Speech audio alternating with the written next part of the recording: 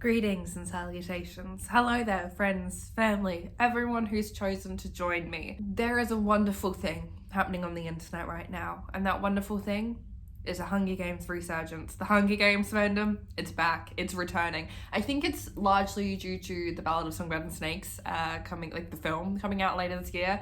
But my whole TikTok For You page, my whole Twitter feed has become The Hunger Games, and what am I gonna do when that happens except reread the books? Last time I reread them was in 2021, and that was the first time I had read them since the film stopped airing, and also the first time I read them as like an adult with like an adult brain. Shout out to my cat, he's very excited with all the understandings that an adult brain can have about the Hunger Games series. I feel like even between 19 and 21, there's like a difference in my life experiences and my knowledge of the world. And the older I get, the more I see the brilliance in the Hunger Games. But I'm excited. I am a Hunger Games girly through and through. The Hunger Games was one of the first book fandoms I joined. Like, the Hunger Games predated Percy Jackson for me. The Hunger Games was like my YA series. I was obsessed with it. I read it when I was way too young. I went to the midnight showing of all of the movies in the cinemas, including the first one where me and my sister like dressed up in our little makeshift Katniss and Prim outfits because we thought we were cool, and we were the youngest people there by a significant amount. I was big into the Hunger Games at an age where I probably shouldn't have been. Like, I was playing the Hunger Games as a game on my like playground, on the playground. Like, that was the age I was when I was into the Hunger Games. Absolutely terrible. I'm gonna partially blame Taylor Swift for releasing songs for it and then me wanting to read. But yeah, let's fucking reread the Hunger Games. Hunger Games, how do you look? That's how old I am. If you remember that song, that's how old I am. Second page, and Katniss is mentioning drowning Buttercup, or attempting to drown Buttercup, because she couldn't handle the pressure of having another mouth to feed. Of a cat. And like, immediately, what a good introduction to Katniss as a character and to the desperation of the world in which we live in and how difficult like food is to find. Like, immediately the world building is just chef's kiss, but also like, that's such a good example of how far Katniss will go to prioritize her family. And like, obviously she ends up not killing the cat because Prim loves him and wants to keep him, but like, such a good example of like, Katniss is willing to do this thing that I'm sure she would not enjoy, drowning a cat, in order to protect her family. Great introduction, great start. I forgot how quickly this book just throws you in. Page 6, and Katniss is like, yeah, my dad was like blown up in a mine explosion and I still wake up every night screaming for him to run. Cool. We're right into this. And that's something that I think is like so strong about this book. We're wasting no time in like holding the reader's hands and easing them into this world. Like, no, this is horrifying and people are dying and no one gives a fuck, and specifically no one gives a fuck about the scene in District 12. Like, we're just thrown right into it from the get-go.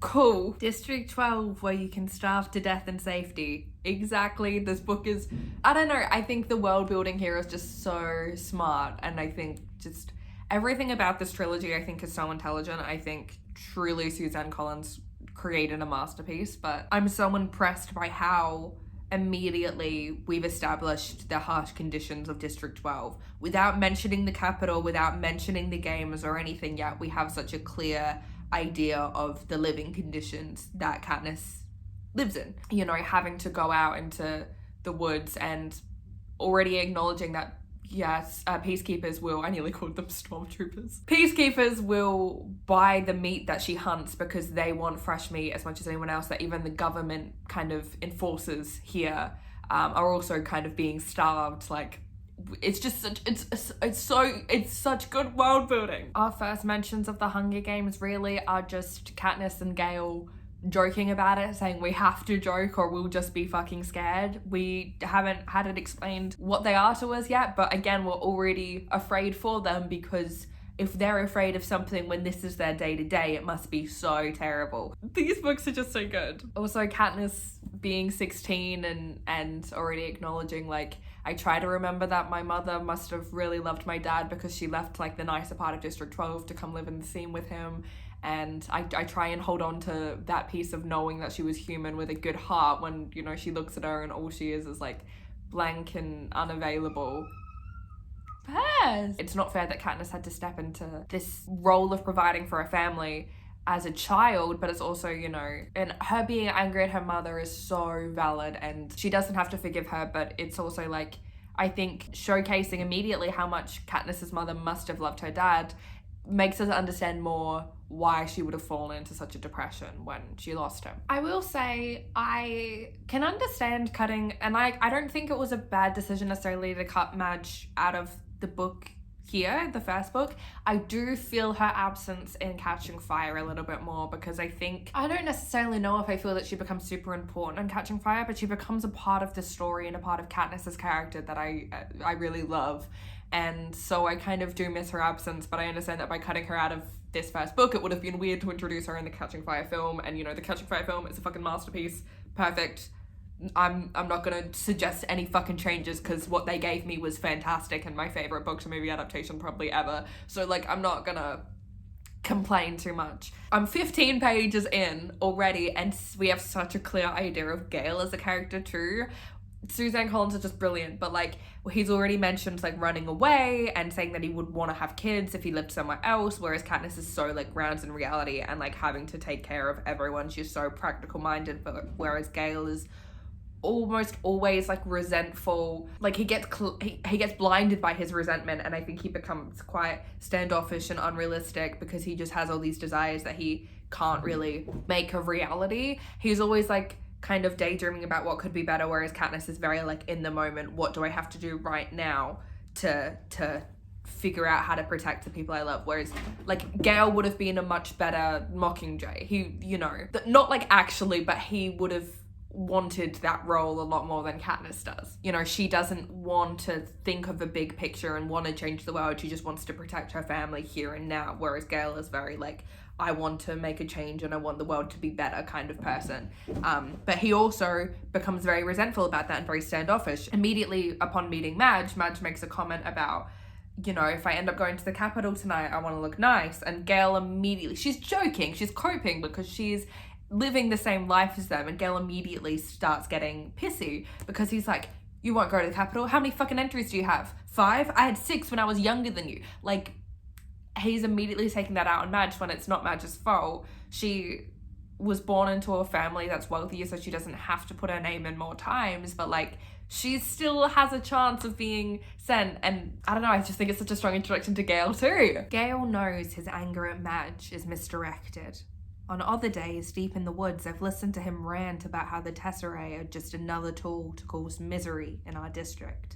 A way to plant hatred between the starving workers of the seam and those who can generally count on supper, and thereby ensure we will never trust one another. That's such a good allegory for politics in general, because I think society, and obviously really wealthy people and politicians as well, almost encourages to fight those who, you know, are our opponents or those who disagree with us, rather than fighting the actual problems and the causes of the problems and the reasons we're arguing. We fight with each other rather than fighting the actual issues.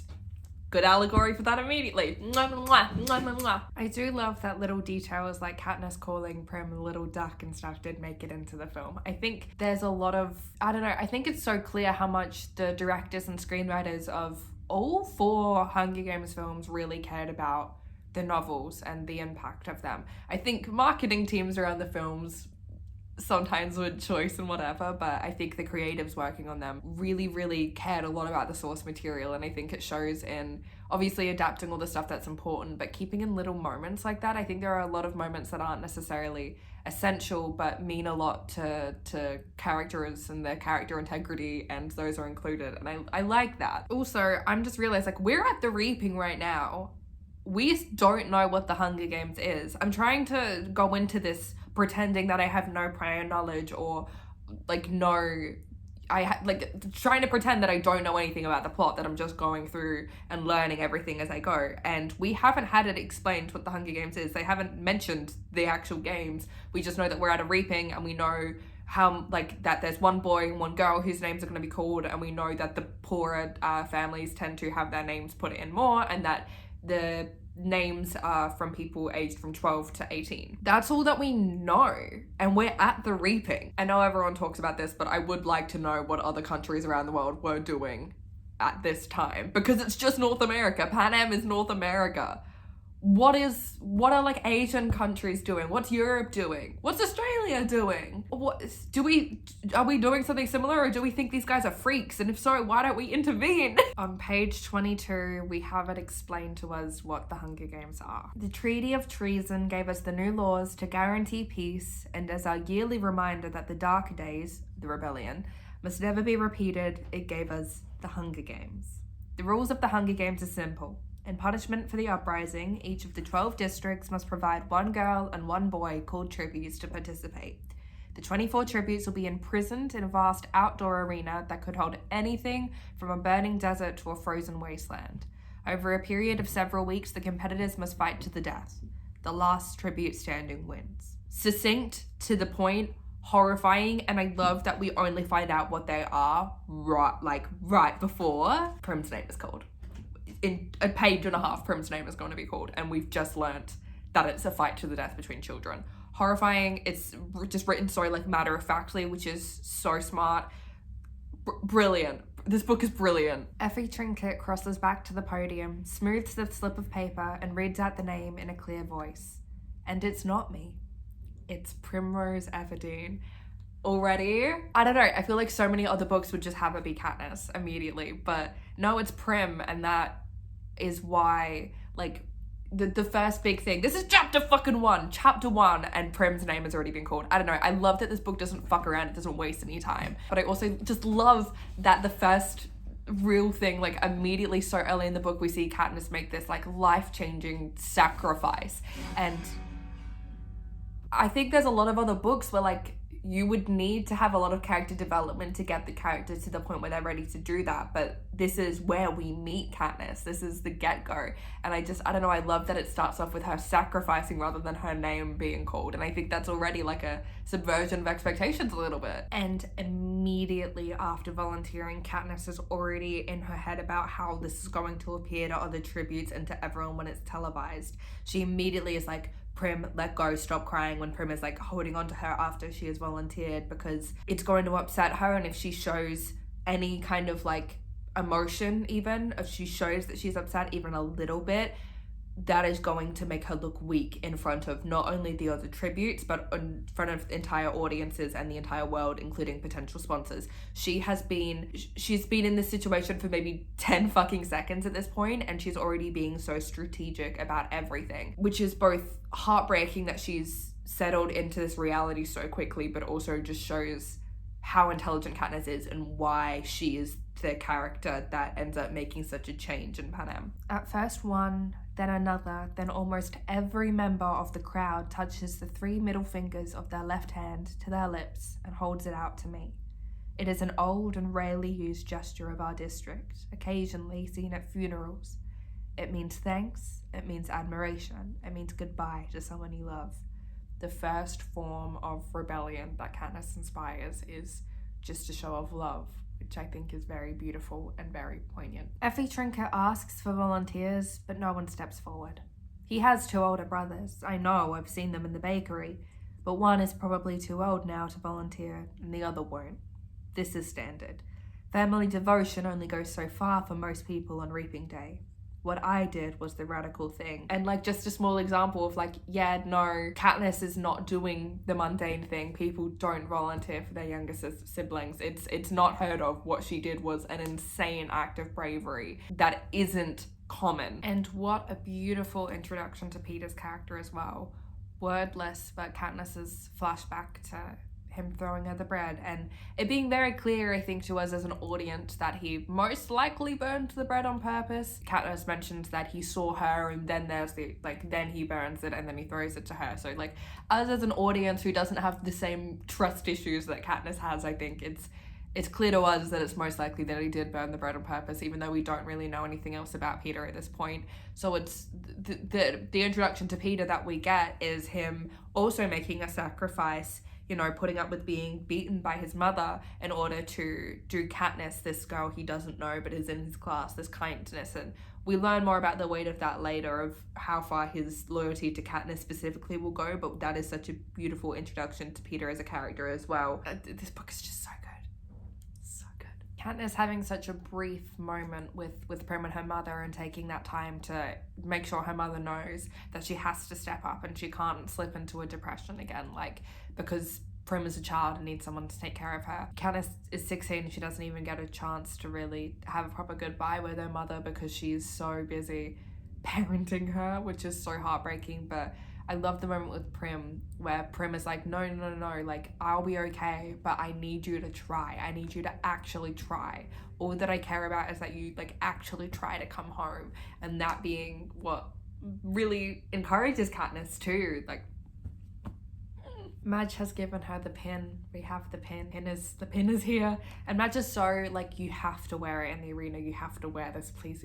And I love that. I think Madge knows exactly what the pin symbolizes and who Katniss is as a person and believes in her. I also completely understand why it was cut from the film, but I think knowing that Peter's dad said goodbye to Katniss as well and also promised to take care of Prim is such a good example of, like, the kind of man that raised Peter Millark, even though Peter's mum seems not great. Knowing that Peter's father gave a shitty trade to let them have some bread, like, with Gale, like, just took a squirrel and gave him bread and it was terrible, and he brings a gift for Katniss and he promises to make sure Prim is eating. Like, I think that is such a good example of the parenting that Peter grew up with that led to Peter becoming the kind of person he is, whereas Katniss, you know, raised herself. So they have such different, like, life experiences. I don't know, I think it says a lot about Peter, weirdly. It makes me so upset, but I think it makes a lot of sense that Katniss sees Peter being openly emotional and her first thought is,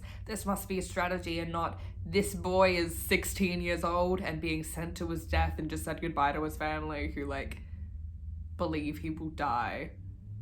And it would have been emotional. I understand that Katniss is much more of a survivalist, but the fact that even in her mind she's like, this must be a strategy to appear weak and not, oh no, this boy is just scared and upset because he's a child. I understand Katniss's, like, belief that everything Peter is doing is a strategy, and Peter clearly is trying to be strategic and trying to work out different ways to stay alive and help his own odds.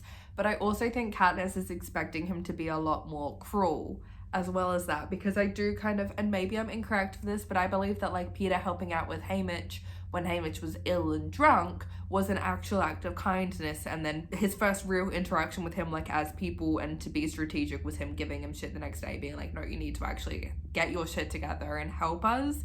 I also know that, like, obviously we go on a journey in this series with Haymitch and his character, and I think it's very easy to be very annoyed at Haymitch's character here being just, like, so incoherently drunk that he's not helping the tributes. But, like, you also remember that Haymitch has lived through this and has been doing this for however many years, and this job for him is just meeting children, spending a week with them, watching them die, feeling like it was partially his own fault. So yeah, I also don't at all blame Haymitch for getting blackout drunk to cope with all of that. And I imagine, like, at this point he's done so many games, like, it's been nearly 25 years. He probably is just trying his best to not even view them as people, which is kind of horrible when you're the tributes, but I also think is the only way for Haymitch to live this life and not go completely fucking insane. I actually feel very called out by Katniss saying, why do these people speak in such a high pitch? Why do their jaws barely open when they talk? Why do the ends of their sentences go off as if they're asking a question?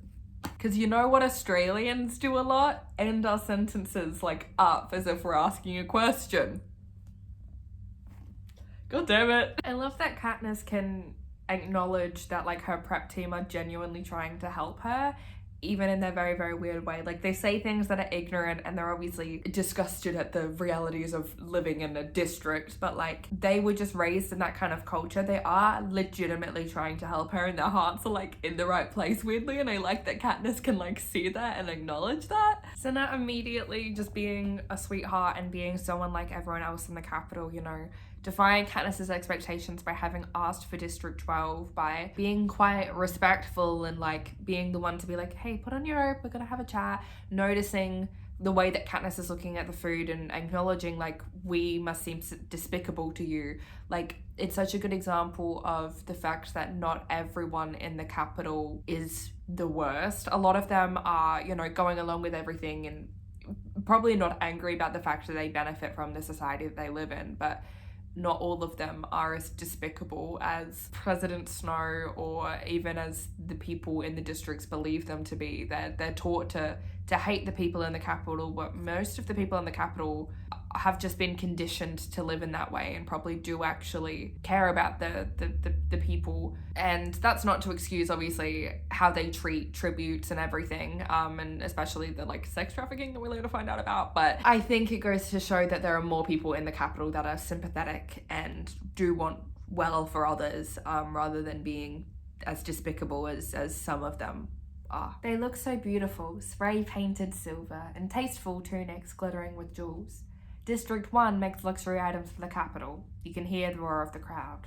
They are always favorites. That sounds a lot prettier and nicer than what District 1 wears in the movie, the fucking fluffy, feathery pink shit.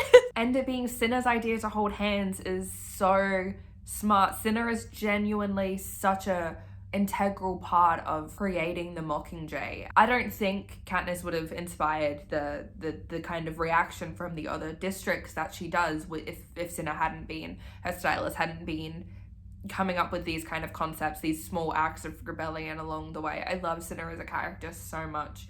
He is so tragic. I think them holding hands is a more powerful statement than them being set on fire. I'm sure they didn't notice anything but you. You should wear foams more often, he says. They suit you. And then he gives me a smile that seems so genuinely sweet with just the right touch of shyness that unexpected warmth rushes through me. A warning bell goes off in my head. Don't be so stupid. Peter is planning how to kill you, I remind myself. He is luring you in to make you easy prey. The more likable he is, the more deadly he is. But because True can play at this game, I stand on tiptoe and kiss his cheek.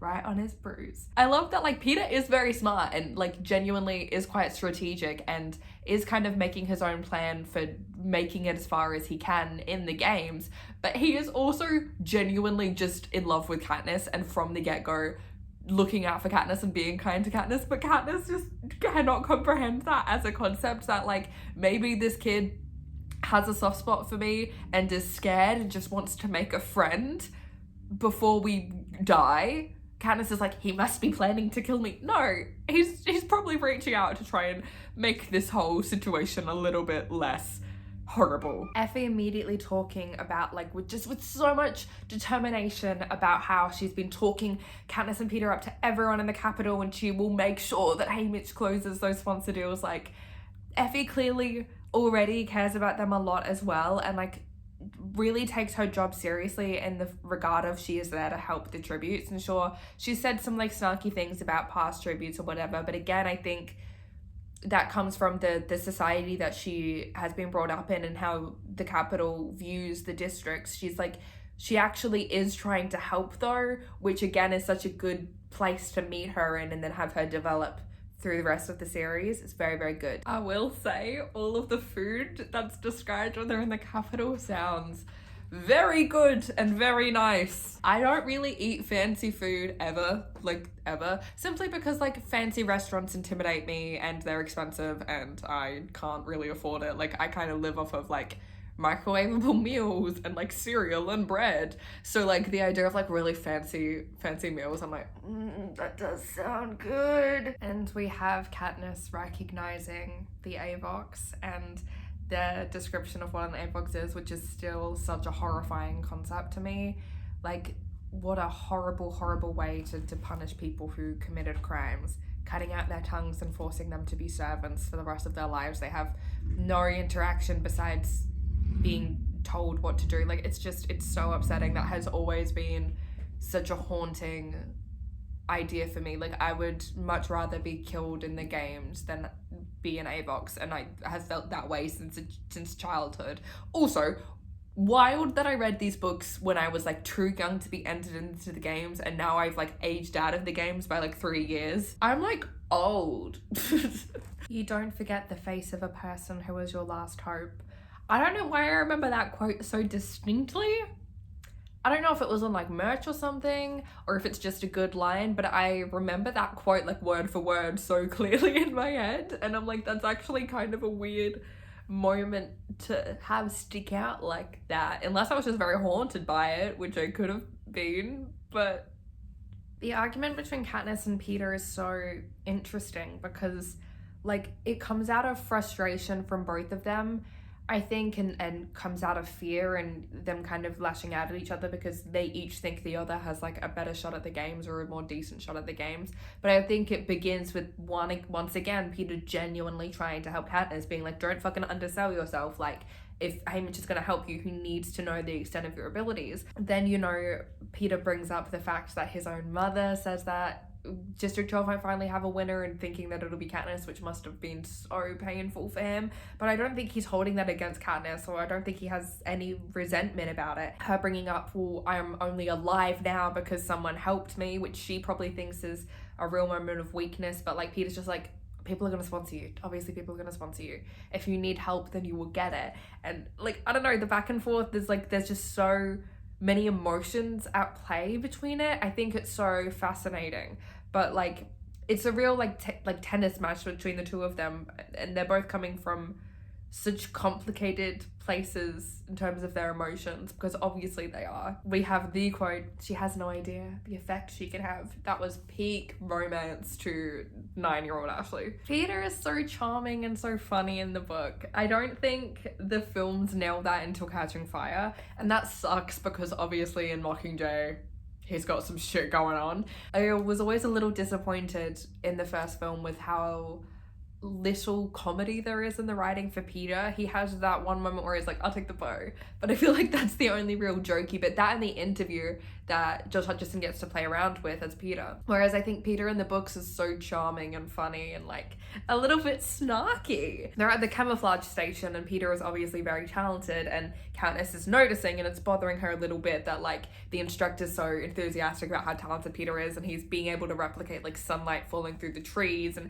it's bothering Katniss. So she says, it's lovely. If only you could frost someone to death. And Peter says, don't be so superior. You can never tell what you'll find in the arena. Say it's actually a gigantic cake. And then Katniss cuts him off. But, like, that's funny. Why doesn't Peter get to be that funny in the movie? Thank you for your consideration is such a fucking badass line. Also, this is gonna show my age. There was this lovely little, like, Tumblr obsession with Natasha Romanoff and Katniss Everdeen being similar characters, and they're kind of not at all, really, I don't think. Besides both being prominent female fighters, and that was rare at the time. But there was, like, always gift sets of thank you for your consideration from the Hunger Games and Natasha's thank you for your cooperation to Loki in Avengers 2012. Just thought I'd bring that up. I think the scoring from the training sessions are really interesting because I don't think, supposedly they matter a lot with sponsorships, but I feel like as long as you get above a 5, you're good in terms of sponsorships. And I honestly think the welcoming ceremony and the interviews would matter more in terms of gaining sponsors anyway than the score that you, that's insane. Me believing that the Capitol cares more about the tribute's character and how attractive they are than their actual abilities. That might be a false belief that I have, but the Capitol was so shallow that I imagine that would be the case. So I think more so than anything, very high scores are basically just for, more than anything, I think the scores are just for the other tributes to determine how much of a threat they think you are. And I'm gonna be so real, maybe the game makers were legitimately impressed by Katniss. I'm sure they were. I think the 11 is them putting a target on her back more than actually being impressed and wanting to get her sponsors and thinking she'll do well. I think it's them putting a target on her back. Also, Peter getting an 8 is, like, a really good score. Like, fuck yeah, Peter, as you fucking should. And obviously everyone who has seen the movie or read the book before, we all know why Peter was asked to be coached separately. But I imagine if I was Katniss, I would feel pretty betrayed by that too. I know Katniss has been, like, pretty standoffish to him the whole time. Like, Peter was clearly trying to engage in a friendship in a way that Katniss was less interested in, you know, her not even wanting to talk to Peter outside of when they're around the other tributes or when they're being watched. It's not like even if Peter didn't have the plan that he has, that would be super out of, like, you know, out of the question. Katniss isn't really engaging in a friendship, so Peter might want to be a little bit more strategic and be coached separately. That makes sense, but, like, I would still kind of feel betrayed if I was Katniss and I didn't know what he obviously had planned. The description of Glimmer going for the sexy angle because that flowing blonde hair, those emerald green eyes, her body tall and lush, and like putting her in a see-through gown and stuff. It's like, that's still a child. And the audience is adults, and it's just another layer and level of gross to it all. And the interview turns out so well. As soon as Katniss like makes a joke, the audience is laughing at her, and then again, Sin is the one who's like, 12, 12, and he gives her that in, and then that turns her when she's a little bit dizzy, so she winds up like giggling and being very like almost girl next door. She seems like funny and charming and good-natured and carefree and maybe a little ditzy in a way that is probably very appealing to the adults from a 16-year-old. It's gross, but like it makes her look good, but it is gross. Oh, I kind of want to cry over the goodbye with Haymitch. I don't really know why it's making me emotional, but him giving like genuine advice about like getting out of the bloodbath and just trying to get as far away from other tributes as they can and finding a source of water, but then also like, and after that, stay alive, says Haymitch. It's like haunting and it's making me emotional. I don't know. 11 dead in just a couple hours is so many. And I know that like that many don't die frequently at any other point in the games, but like, I don't want to think of it in a statistic way because I'm, you know, playing into what a fucking problem this is because, oh my god, 11 children are dead. But if you're a tribute, that's almost half of them out of the way. You're down to almost half of the tributes. That's a significant number. That's significantly better odds. I'm sorry to say it. It's so depressing and terrifying that the careers are just like really treating it like it's sport. Like they're laughing about the fact that the idiot who's, because she is a bit of an idiot, but the girl who like built the fire, they're laughing and cheering about the fact that they've just murdered her. And, you know, they think it's funny that she was pleading for her life. And it's because they've been raised to think that winning the Hunger Games is the highest honor and that this is normal, and like they're made to be villains, but at the end of the day they are also just children who are victims in the system. But like, scary, gross. I almost forgot that Peter was with the careers at this moment. Good strategy, but the trauma you would have from specifically teaming up with them and being around them for a while compared to being like any other tribute there. Like, how much death are you witnessing and causing? I kind of love how clearly it's shown in the books that, like, the most dangerous thing around is not even the other tributes. Like, it's kind of hunger and thirst and natural ways to die. Because if you can't take care... Obviously, in order to to not be murdered by the people around you, you have to kind of be moving pretty consistently and constantly. In order to do that, you need food and you need water. And if you can't find those, no matter how talented you are with a weapon, no matter how great you are with traps, no matter any of that, you're fucked. And I like that that's the first real danger that Katniss finds herself in. Isn't even being hunted, it's not the fire, it's thirst. And I think that's really cool, and a very good way to make sure we know how dangerous it is to not have those basics and how grounded this book is in that regard. I also think I'm going to stop filming for the day because it's getting dark and I don't want to have to get out a ring light, but I also want to keep reading. No, we'll continue tomorrow. Hello everyone, welcome back to this madness. I did stop reading for the day, so I now have good lighting again. Let's continue. Listen, I know it's like the point and everything, but I think the whole forest fire, the whole manufactured forest fire, but especially the fireballs, are just unfair. And that's the point, that they are unfair, but it's like, she's already running from, you know, they're already all trying to kill each other, and I know that, like, as fucked up as it is reality television, so they're trying to drive them back together, but can't you try and drive them back together without, like, setting them on fire and throwing fireballs at them? It's so clear that actually, I don't know if it's clear. I imagined that wasn't an original design that the games had. I imagined that specifically using fire and having fireballs as, you know, a source of entertainment to try and drive the tributes together and into fighting range. Again, would have been added after the opening ceremony and Katniss had being called the girl on fire. Otherwise, just very, very good coincidence, but it feels like it feels too on the nose for it not to have been something that Seneca Crane or whoever was like, okay, last minute we've got to add in fire so we can use fire because that's the talk of the town. Also, 15 centimeters of her hair burned off from this. That's a lot of hair. How long was her hair? Because, like, that's a lot of hair for her to still have a braid, is my point. Katniss realizing that she has an advantage because she's small enough to climb higher in the tree than any of the couriers can get because they're all, like, big and bulky because they've been training, but that's her advantage now. So then she just turns it into, like, she's gonna fucking mock them and fuck with them. Her realizing that and then being like, how's everything with you?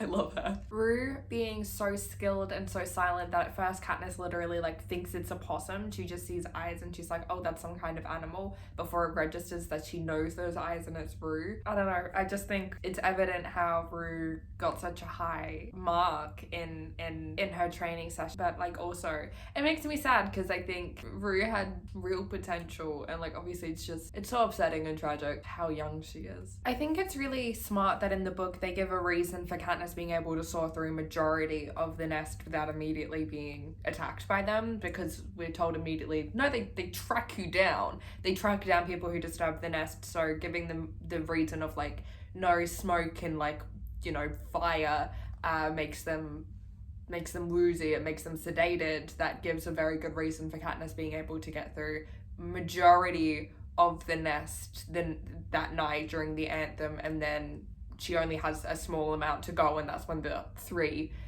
find her and attack her. But it's how she gets out without being stung too many times. 3 times from a tracker jacker is not ideal, but it's better than what happens to Glimmer and the girl from District 4. So all of the descriptions of what happens to Glimmer are making me so upset. So very sad, because at the end of the day, you know, we make the careers out to be villains, but like they are also just children who are also victims of this scenario. And it makes me so upset that Glimmer, you know, she was the one who, her whole strategy was around beauty, and then her body becomes like so disfigured from like hundreds of stings. Thinking of what her body looks like when it's returned to her family just is so fucking depressing. And we have Peter saving Katniss's life. I don't think it's super clear to Katniss why Peter would join the careers now, but like that's such a good first indicator of him putting himself in danger for her, because yeah, he sustains an injury here that nearly kills him. Katniss's safety is such a priority for him. Katniss realizing Rue was still following her and immediately just being like, you know, we could form an alliance, because she just feels so protective over her. And then Rue being like, you want me for an ally? Like, she's just so surprised, even though to Katniss, like, she is clearly a helpful asset. And I know that allyships are difficult, and Katniss knows this, because later down the line, you don't want it to come down to the two of you being the last two alive, because what a horrible way to go. But Katniss genuinely wants to keep Rue alive for as long as possible, because if she doesn't win, she wants it to be Rue. So, I love Katniss and Rue, and the way that they both are so distinctly intelligent and strong in different ways. Like, Rue is truly, she's so smart and she's so thoughtful, and she knows so much about healing herbs and what's safe to eat just from living in District 11, just from having to work and having those experiences. Like, she just knows all of that, and that's such a benefit to Katniss, who has like the strength of a hunter and who has the mind of a hunter too. Like, there's just such a good team, and them coming up with their plan to kind of like take out the career suppliers, even though they don't know how exactly they're going to do that yet. They know that that's what they have to do.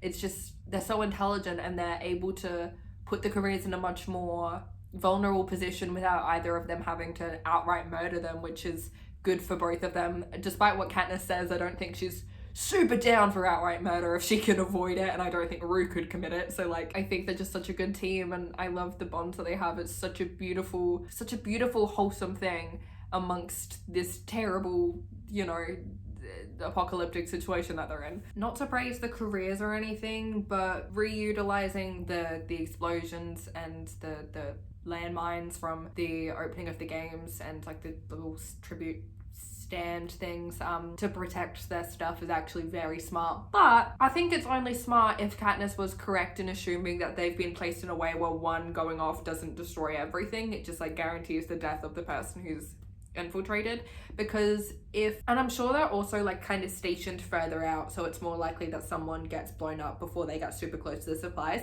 But if like they're only kind of done in such a way that like one person steps and it blows up and it destroys all their supplies, then that was pretty foolish, because your supplies are going to get destroyed. But you know, I assume Katniss was correct, and they're done in a way where like you had to do something sneaky and tricky, like dropping a whole bag of apples that roll out everywhere to make all of the supplies go boop, and to survive that. The insane amount of physical strength that Cato must have, like this dude must be so massive and so strong to be able to just, I mean, I don't know how easy it is to snap someone's neck and like instantly kill them, but I imagine that's pretty fucking difficult, that it would require a lot of force. So Cato must be like, that would be so terrifying to watch him do, because what an example of like, oh yeah, this dude 100% could overpower like anyone else in this arena except maybe Thresh, who is also a hulking mass of a man. That's just so scary. Also, I know that I've said this before, but like there's no, for a lot of reasons, there's no winning the Hunger Games, but like, oh my god, even if you are the victor and you survive all this, and even if there was no trauma left after this and the Capitol actually treated you well and whatever, the trauma of having watched so many people die and specifically be like murdered, you're fucked for life. I do also kind of wish that the movie kept Katniss having lost her hearing, and later on Peter being an amputee. I think that their disabilities are important, and I am still a little bummed that the movies cut them out. Katniss is eating a lot of things raw, and I get it. You don't have much choice, but doesn't eating like raw fish and eggs, would that not make you ill? Would that not make you sick? Am I wrong about that? Like, I understand you simply can't cook them sometimes because it's very risky to have a fire. There are only very, very special circumstances in which you can have a fire to cook things. But, like, is she not going to get sick from that? I think I'd just be sticking to, like, the plants and berries and just praying that I somehow get protein. Because would that not make her ill? Rue's been speared. I'm going to start crying. Oh, I'm going to start crying. It's amazing how quickly and instinctively Katniss does shoot, we don't know his name yet, but Marvel. It's an example of how when driven to it, she can view the games as hunting animals. It's still just hunting. And when you put someone she cares about's lives in danger, which is her main motivation for everything, like Ruse, she doesn't even think about it. She doesn't think about the implications. She just shoots to protect her loved ones. But how sad is it how quickly she can be driven to murder because of the conditions she's grown up in and been thrown into. And how beautiful that Katniss sings her to sleep. Obviously everything about it is unfair and horrible, but what a beautiful way to drift off in the arms of someone you legitimately trust, being sung to sleep. To hate the boy from District 1, who also appears so vulnerable in death, seems inadequate. It's the Capitol I hate for doing this to all of us. She gets it. I think it's so beautiful and such a just incredible moment, and it shows really the beginning of what Katniss has started when the District 11, I don't even know who community, I guess just decide not to cancel the sponsor gift of the bread that they were going to send through, and they still send it to Katniss as a thank you or as an acknowledgement, whatever it may mean. I think it's such a powerful moment. So I'm really sad about Rue. I've read this book so many times and I've seen the film so many times, and it will never stop impacting me. And I honestly think like Rue's death is sadder the older I get, because the more I realize how young she was. But 2 people can win the games. Woo! Exciting. I have devastating news, everyone.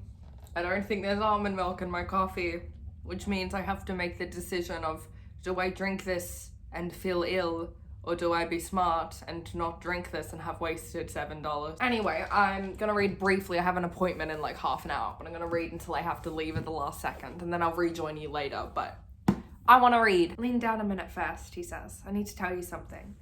I lean over and put my good ear to his lips, which tickle me as he whispers, remember, we're madly in love, so it's all right to kiss me anytime you feel like it. I love him! Trust me, killing things is much easier than this, I said. Although for all I know, I am killing you. Can you speed it up a little, he asks. No, shut up and eat your pears. I love them. I love them. This is the levity that I need right after Rue. You know, you're heartbroken and your heart is aching, and then you get these nice moments where, like, obviously it's very stressful. You know, Peter is in bad shape. The wound is in bad shape. Katniss is expressing how much she is not built to be a healer, how uncomfortable she is with this, how she doesn't really know what she's doing. But you also get the levity of them bantering a little bit. It's what we need. It's what we need after Rue. It's astounding how unromantic their first kiss is with Katniss's inner monologue, because you've got the added thing of her being like, I'm just doing this because I probably should with the cameras. I also want him to shut up. But also, like, all that I can think about is that, like, his lips are really hot and he's clearly he's feverish. That's bad. Like, there's no ounce of romance at all. She's not even like, nothing. And Haymitch agrees with me that the kiss is not romantic for different reasons. I think it's really smart that the movie, because obviously there's like no narration or anything in the movie. Obviously, when we're reading this from Katniss's POV, we know that Katniss understands what Haymitch is saying with his parachutes or lack of parachutes. In a film, that's harder to display, so I think the inclusion of them having like little notes with the sponsored gifts is a really, really smart thing in the movie, and that gives us the iconic, you call that a kiss. I don't know why, but the story about Katniss getting Prim's goat is making me emotional because of Ruba the Butcher.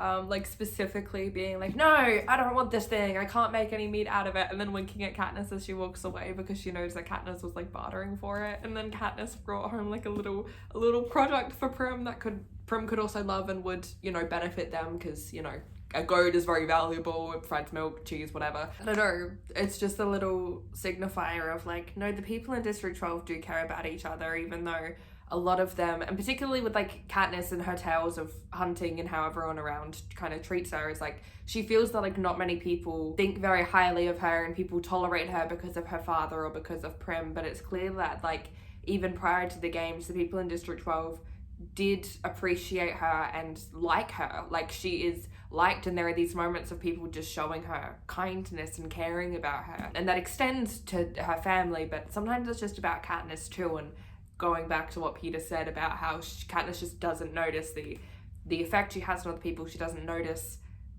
the fact that other people would like her. Hello, I went to the doctor, I got my hair done, and I got terrible news. So we're gonna ignore the terrible news. We're gonna keep reading. That's my only coping mechanism. I have wondered for years, and I continue to wonder, what the one thing that every other tribute needed. What was the one thing that Cato and Clove needed? What was the one thing that Thresh needed? What was the one thing that Foxface needed? I've always wondered, because Foxface gets hers. I assume it might be food, but like, I assume Cato and Clove probably need food too. What is Thresh doing? He's lived this whole time fine, so he must have some kind of food source. Like, he's not injured. I've always wondered what exactly, I don't think we ever find out unless I just don't remember, but I've always wondered what is this thing of such necessity with every other tribute that it does draw them out, because they all show up besides Peter to the feast. Katniss fully drugging Peter. I would be real pissed off if I was Peter, but she kind of did the right thing. But like, imagine being Peter and you're like, okay, you get out of the arena and you're like, okay, I know that Haymitch conspired with her to do this. This kind of sucks.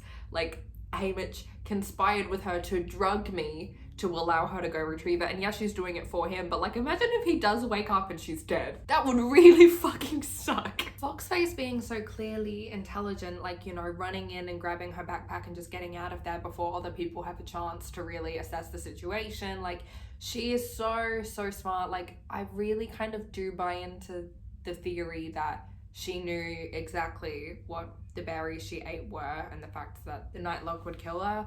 Because I do just think she's too smart to not know it, and I don't know why she made that decision, whether she thought that she couldn't outlive the others, or whether she had empathy for the others and wanted Katniss and Peter to win because they're together. I don't know, but I really do think she's too smart to have made that error. She thinks through everything that she does to such an extent, and she's clearly so smart, and she's lived, you know, to this point in the games, probably, you know, the career's food has been blown up for a little while now. She must be living off of like plants and berries. It's insane to think that she would reach a point where she wouldn't check it, even if she thinks that she's outsmarted Peter by like taking his stash.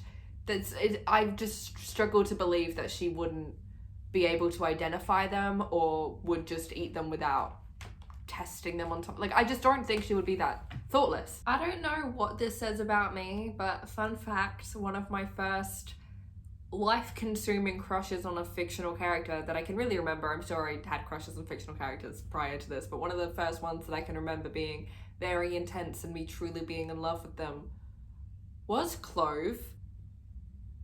I don't know if my taste has gotten better. I also, like, I can't defend or justify what Clove is saying about Rue. I think bringing up Rue and mocking the fact that they killed her is real fucked up, and there's no real rhyme or reason for that besides, like, true madness, I guess. But I also do believe, and I'm sure, like, again, Clove is just a child who is also a victim in this scenario. Her being so aggressively brutal and like really relishing in the idea of killing and stuff to some extent must be a front for the audience. That's her own tactic to try and get the audience to root for her, to get sponsors, to get the audience on her side, because that's interesting to watch. And you know, past victors have gained a lot of favor by just being so brutal. But I think bringing up Rue crosses the line, and obviously it's what effectively gets her killed because it's what makes Thresh angry. But yeah, I don't know, I feel this need to kind of defend the tribute to it, like the villains in this book, because they are also children and they are also victims. But I just struggle with bringing up Rue. That's real fucked up. Thresh just denting in Clove's skull with a rock is intense and a lot, pretty graphic.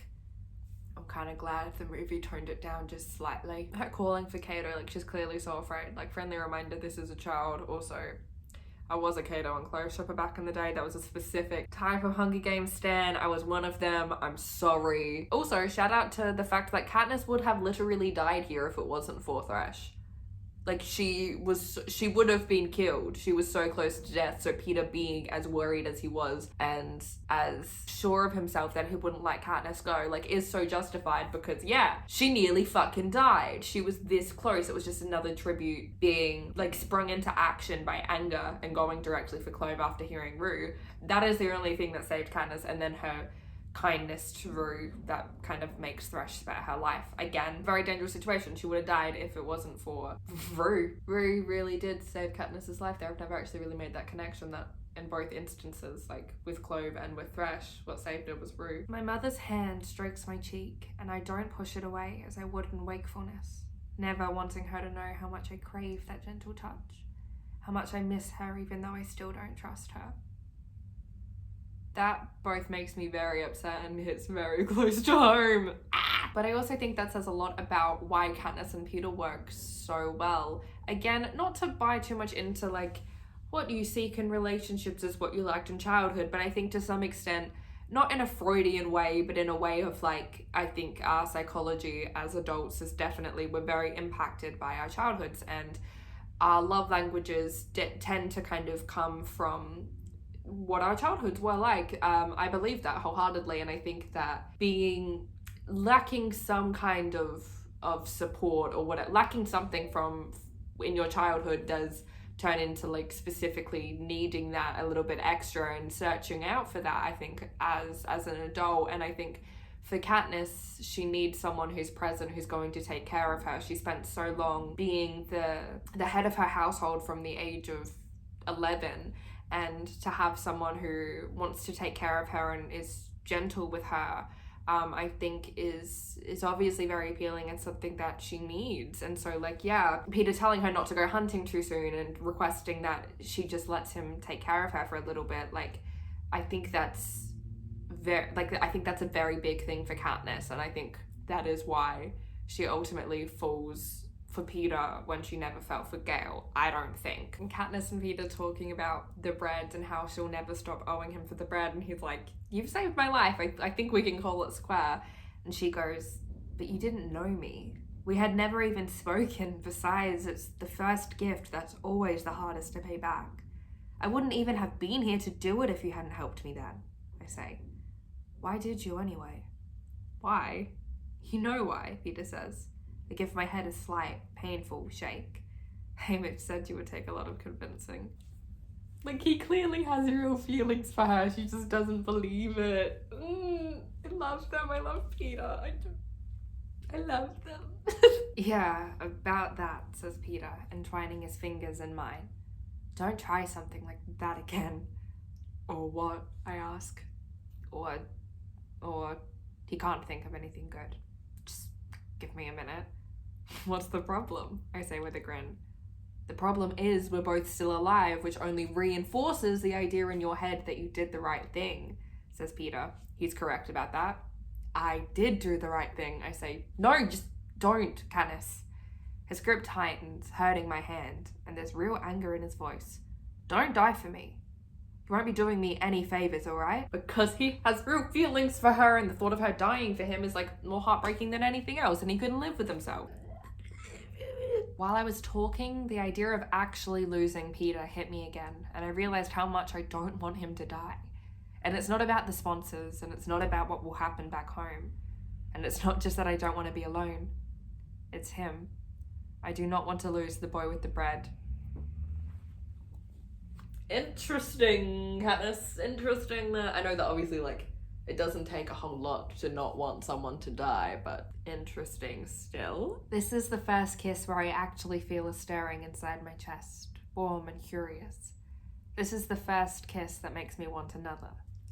Interesting, Katniss. Peter remembering everything about the first time he saw Katniss and the story from his dad about her dad and why Katniss's mother ran off with him. So very, very sweet and very cute. And I like that we incorporate music and singing into this because obviously, like, later in the series, a song becomes such a powerful symbol with Katniss. And so the idea even now that her voice, both in a literal sense, like when she speaks and her place in society, but also her singing voice is powerful, and it was powerful as it lulled Rue to sleep, and it was powerful enough to have Peter fall for her when they were children. I think it's a beautiful seed to be sown here that comes back in a bigger way later on. For a moment, I'm almost foolishly happy, and then confusion sweeps over me.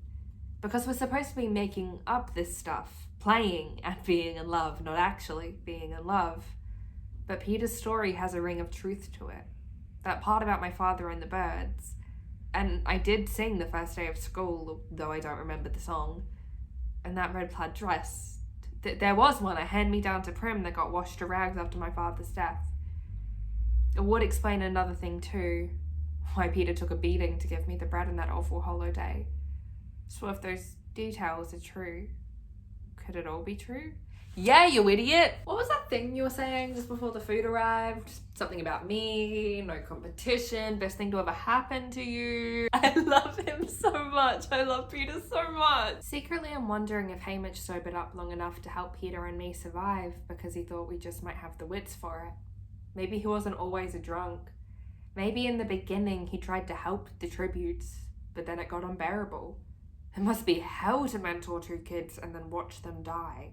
Year after year after year. Yeah, and that pretty much explains Haymitch's whole drunken ordeal pretty perfectly. I realize that if I get out of here, that will become my job. To mentor the girl from District 12. Will it though? This is such a small thing, but I honestly think it's so much more terrifying and impactful to have Thresh be killed before Foxface and before the final moments with the Mutts. Because unless I'm misremembering, in the film, you hear the cannon for Thresh after, like, right as we kind of hear the Mutts, and then we kind of like see Cato running and that whole ordeal begins. And it's implied that, like, he was either killed in an altercation with Cato or more likely by the Mutts and Cato kind of combined. Whereas I think the idea that Cato just hunted Thresh down and was able to overpower him, like a man that we just recently saw cave in a girl's skull with a rock, like, that puts Cato on such another level of being a threat to us, as well as giving us as an audience time to mourn Thresh,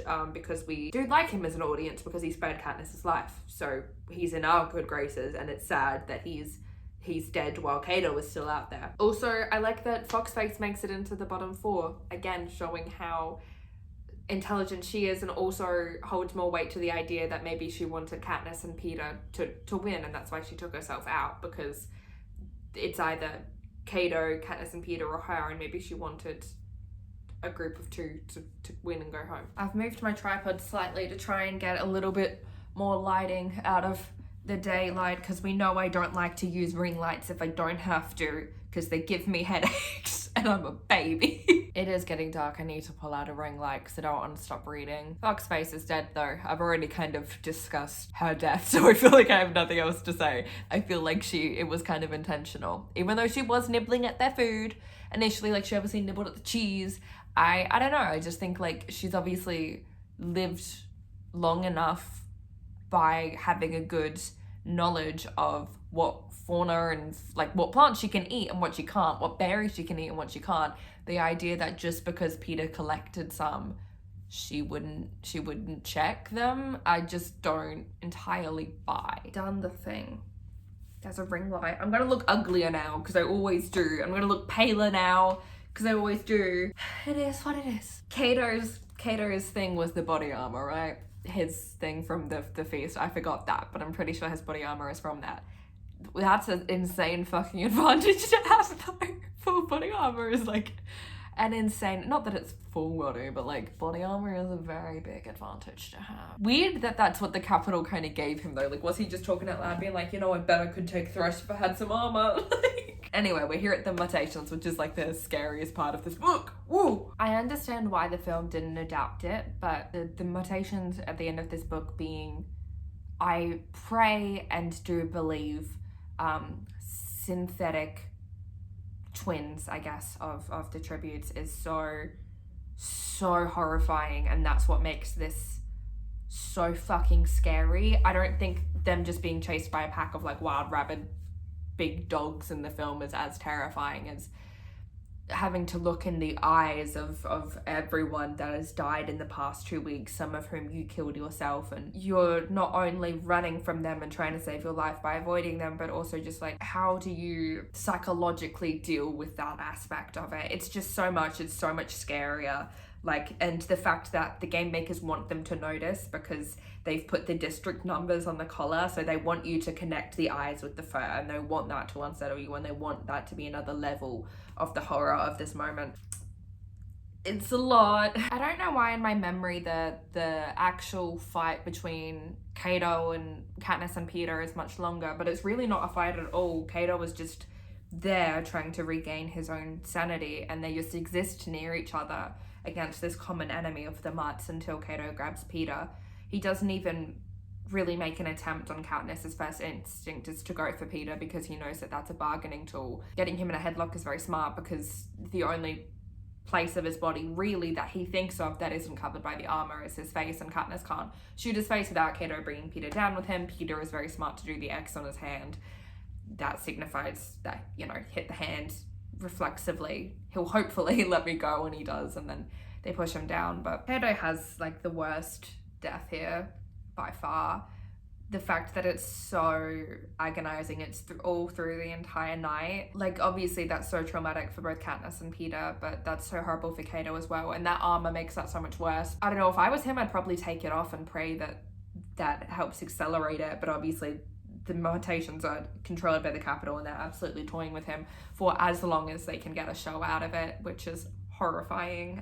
But you know, no matter what Cato has done, no matter whether he's entirely sane or not, no matter how much he actually enjoys and revels in the pain of others, I don't know if anyone deserves a death like that, and it's so upsetting that I think it's just another level again of the horrors of the games that maybe the movies don't quite capture because they're not able to, because of like ratings and stuff. They're not just putting kids to kill each other into like a space and broadcasting that. They're specifically trying to make the children suffer as much as possible in order for the entertainment of these untouchable people. Like, it's so beyond just tricking the kids into killing each other. It's like, no, they really revel in as much pain as they can put these kids through. It is really fucked up. I know that's the point, but it's so fucking fucked up and mean that the game makers wait until they've won and it's been a hot minute, Peter's bleeding out, and then they're just like, hey, just kidding,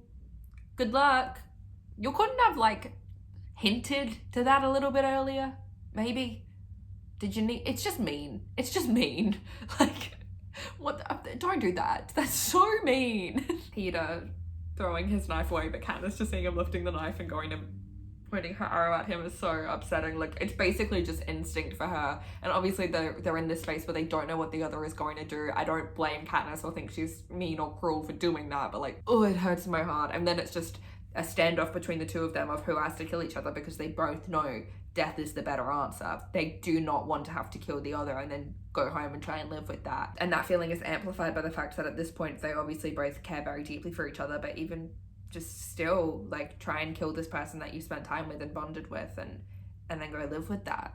You can't. The way that Katniss is so girl boss pussy slay for thinking of the berries thing, but I genuinely don't even think, like, I don't know, I'm like, obviously she doesn't intend for that moment to start a rebellion, and I don't think it's even like this massive fuck you to the system and to the game makers. Like, it's simply just her being like, it's a desperate attempt in order to save both their lives, but she's also like, she puts the berries in her mouth. She's content to be wrong and die with it. She genuinely would rather die with Peter than live without him in this moment, and I think that says so much. The way that Katniss absolutely loses like her sanity for a bit and just goes kind of mad as all the doctors come forward grabbing Peter, and like she's just so afraid to let him go, and she's treating these doctors who are coming in to like save him, and she logically knows that, but she's just in such a state where she's still viewing them as like another predator, and they have to sedate her to get her to calm down because she doesn't want people touching Peter. Like, it shows both what being in the games would do to you, and I don't think that feeling would ever really lessen. Everyone and everything will always be a predator in your mind after that. I don't think that would ever go away, but also her care for Peter now. Because I am an Everlark shipper no matter what. Remember when the official ship name was Penis? Because I do. I was around for like the real time getting that photo of Josh Hutcherson holding that sign that said I heart penis. And yes, there was 2 E's and 2 S's, but why did we not think of Everlark until like after the film had come out? Like, if you were in the Hunger Games fandom pre the movie being released, the ship name was Penis. Why? Like, I remember my sister and I used to calling them Peteness because we were both children and didn't want to say the word penis. Like, oh, what a time. I forgot that little note about the game makers. Was it the game makers? Yeah, the game makers wanting to have given Katniss a boob job after winning. And Haymitch being the one to fight them about it, and the only compromise being that she basically like wears a built-in push-up bra in her dress. Because yeah, we need this 16-year-old to be sexy in her eyes, especially because she was involved in a love story. We need her to be sexy. We need her to have tits. It's another level of terror with the games. And then with the subsequent books, obviously when we know what kind of the general practice is with victors, man, it's just a bummer. That just makes me very sad. It's not at all surprising about this kind of society, because you amplify everything and make it a little bit more evil and dystopian, and like look at the way that we already view women, and you know that how women's bodies are trends, and like yeah, obviously that's something they would do to their new reality star without her fucking permission. But oh, she's a child. That's really gross. That's really bummed me out. I didn't remember that at all. This is the dress that like I am most envious of. The idea of a dress that looks like candlelight is in my head the most beautiful thing I've ever seen. And as someone whose favorite color is yellow, and I love wearing like yellow dresses, like that's I wanna wear it. The idea of them dressing Katniss as small and innocently as possible to try and have the she was just a silly little girl so in love angle is comically stupid, but exactly what the Capitol would do. The only way to make themselves not the laughing stock is to almost make Katniss a laughing stock and make her seem like this tiny little girl only driven by emotions because women.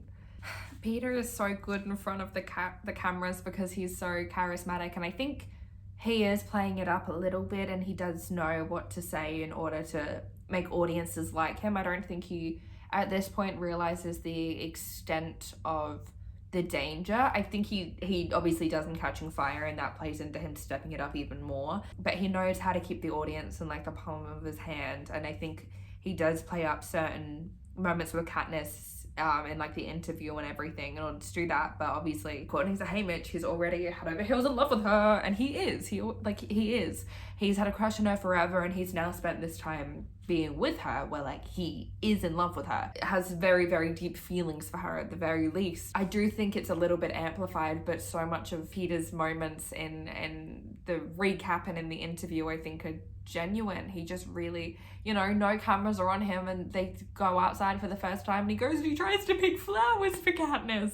Like, that boy is a sweetheart. He genuinely like just is full of love and affection and care that he's gonna give Katniss. And like Peter's reaction to realizing that for Katniss she was doing it for the audience, and he doesn't even know if 100% of it was for the audience. He just knows that some of it was, and that's enough for him to be heartbroken and for him to need space and time and to not even be around Katniss until the cameras are rolling. But Katniss immediately missing him and being so grateful when she gets to hold his hand again and not let it go shows how much she cares for him amidst everything. Obviously she's very confused about what he means to her and any potential romantic feelings, and she's very confused about all of that, and that's so fair enough. But like, she just wants him close, and that means that like no matter what kind of care you have for him, you have a deep level of care for him. This book is heartbreaking. Like, the ending is so heartbreaking in terms of their personal dynamic as well as everything fucking else, obviously. But that was me rereading The Hunger Games. Woo! I'll cut this out if I don't do it, but I do want to do, I want to reread the whole series, and I want to do movie commentaries as I rewatch the movies as I go as well. If you like The Hunger Games, keep an eye out for more Hunger Games videos. I don't know how to do outros. I really don't. Thank you very much for watching. If you want to see more of me, you can subscribe. If you want to see any of my cosplay stuff, I am a cosplayer. You can follow me on TikTok or Instagram. All of my things will be linked below. Do extra videos and stuff on Patreon. And thank you very much to my One with the Force patrons as always. But yeah, thank you for watching. I love you all. I'll see you soon with some more Hunger Games. I hate myself. I love you. Mwah.